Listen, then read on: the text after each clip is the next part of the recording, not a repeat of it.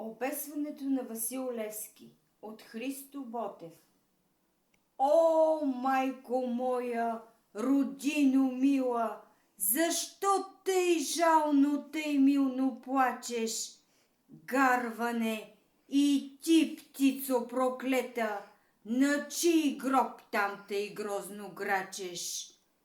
Ох, зная, ти плачеш, майко, затуй, че ти си черна рубиня, затуй, че твоят свещен глас, майко, е глас без помощ, глас в пустиня. Плачи! Там, близо край град София, стърчи, аз видях черно бесило, и твой един син, Българио, виси на него със страшна сила.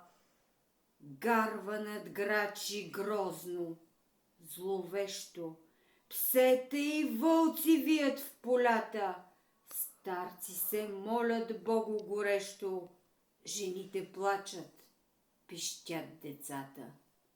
Зимата пее своята зла песен, вихрове гонят тръни в полето, и студ, и мраз, и плач без надежда навяват на теб скръб на сърцето.